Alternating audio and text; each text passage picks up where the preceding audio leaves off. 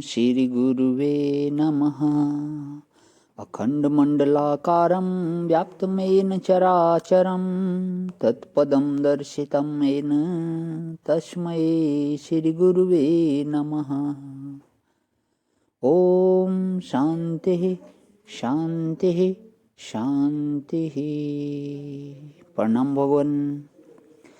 श्री विचार सागर दर्पण स्वामी श्री मनोहरानंद जी महाराज का दिव्य ग्रंथ, जिसमें भगवान हमारा दृष्टि सृष्टिवाद चल रहा है और आज पेज नंबर है 54। तो जिज्ञासु की शंका चली आ रही थी पिछले सत्संग से कि ये जो सारी सृष्टि है, अगर ये ईश्वर का स्वप्न है तो फिर इसमें जो कर्म हैं उनका लेखा जोखा हमारा क्यों है, कैसे है? तो भी हम तो फिर स्वतंत्र हो गए क्योंकि कर्मों पे हमारा कोई अधिकार नहीं है। तो स्वामी जी इसका जो है समाधान दे रहे हैं। भगवान फिर पेज नंबर 54 से कर रहा हूँ। पिछले सत्संग में आया था तुलसीदास जी का एक दोहा बहुत सुंदर, कर्म प्रधान विश्व करी राखा, जो जस सकरहि सो तस फल चाखा।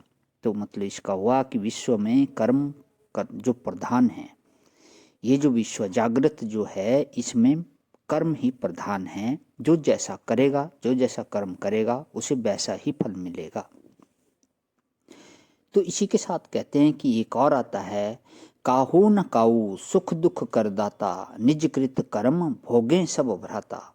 अर्थात कोई किसी को सुख दुख नहीं देता, सब अपने अपने किए हुए कर्मों का ही फल भोगते हैं। इत्यादि जो है संत वाणी से भी यह सिद्ध होता है कि जीव कर्म करने में स्वतंत्र है, परंतु फल भोगने में तथा फल भोगने में जो निमित्त मात्र कर्म हैं उन कर्मों के करने में परतंत्र है।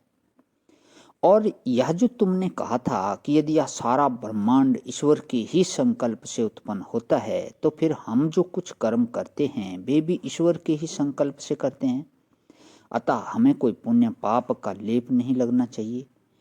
और यदि यह कहो कि उन्होंने ऐसा विषम संकल्प ही क्यों किया कि जिससे कोई सुखी तो कोई दुखी हो रहा है, और इससे ईश्वर में राग द्वेष अभी भी सिद्ध हो जाएंगे। जिनको सुख दिया है उनसे राग है तथा जिनको दुख दिया है उनसे द्वेष है, ऐसा मानना पड़ेगा। सो बात ठीक नहीं, क्योंकि व्यष्टि स्वप्न और समष्टि स्वप्न में अंतर है। व्यष्टि स्वप्न में जो उसका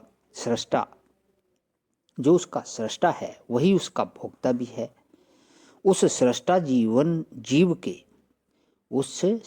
जीव के प्रारब्ध संस्कार यानी कि जो धुंधले संस्कार हैं, जो अपना फल स्वप्न रूप से देने के लिए सूक्ष्म भोग भोगने के लिए सन्मुख होते हैं, उन संस्कारों के अनुसार ही व्यष्टि अविद्या अथवा व्यष्टि अंतःकरण का जो परिणाम है उसे व्यष्टि स्वप्न कहते हैं।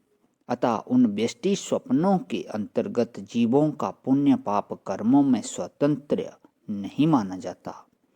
वास्तव में उन स्वप्न जीवों के कर्म तो कर्म ही नहीं अपितु कर्माभास हैं, क्योंकि वे स्वप्न के जीव भी वास्तव में जीव नहीं अपितु जीवाभास हैं, और कर्म उसी का माना जाएगा जो उन कर्मों के फल का भोक्ता हो। स्वप्न के आरंभक संस्कारों के फल का उपभोग तो स्वप्न सृष्टा जीव ही करता है, अतः वे कर्म भी स्वप्न जीवों के नहीं अपितु स्वप्न के सृष्टा जीव के ही हैं। परंतु सो बात यहाँ इस व्यावहारिक जगत में नहीं है। इस बाह्य ब्रह्मांड के आरंभक संस्कार इस ब्रह्मांड के सृष्टा ईश्वर के नहीं हैं, अपितु हम समष्टि जीवों के ही हैं। अर्थात ईश्वर के प्रारब्ध कर्मों के संस्कार वशात इस व्यावहारिक ब्रह्मांड को उत्पन्न करने के लिए ईश्वर को संकल्प नहीं हुआ है, अपितु समष्टि जीवों के प्रारब्ध संस्कार वशात इस बाह्य ब्रह्मांड को जन्म देने के लिए ईश्वर का संकल्प हुआ है।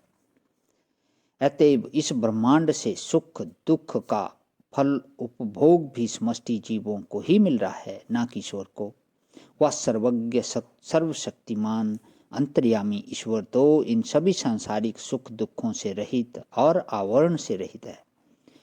उन्होंने तो सभी जीवों को अपने अपने कर्मानुसार फल देने के लिए ही स्वयं संकल्प से इस ब्रह्मांड को रचा है। अतः चूंकि समष्टि जीवों के कर्मानुसार ही संकल्प हैं, इसी कारण जीवों के भिन्न भिन्न रूप से सुखी दुखी होने पर भी ईश्वर में राग द्वेष आदि दोष नहीं आते तथा जीवों को मनुष्य में नूतन कर्म करने में स्वतंत्र रखा है तथा मानव बुद्धि भी समझने के लिए दी है। इसी कारण जीव जैसा कर्म करते हैं उसके उत्तरदायी भी जीव ही हैं, न कि ईश्वर। अब चूंकि ये जीव कर्म करने में स्वतंत्र है, अतएव यदि पाप कर्म करते हैं तो निर्दोष भी नहीं है, बल्कि प्रभु से प्राप्त मानवीय बुद्धि का सदुपयोग करके सम दम व ब्रह्मचार्य आदि साधनों से संपन्न होकर गुरु सुख से वेदांत का श्रवण, फिर उसका मनन व निधिध्यासन करके आत्म साक्षात्कार द्वारा कल्याण रूप मंगलमय मोक्ष स्वरूप ब्रह्म रूप परम पद को प्राप्त करने में स्वतंत्र हैं। प्रणाम भगवान।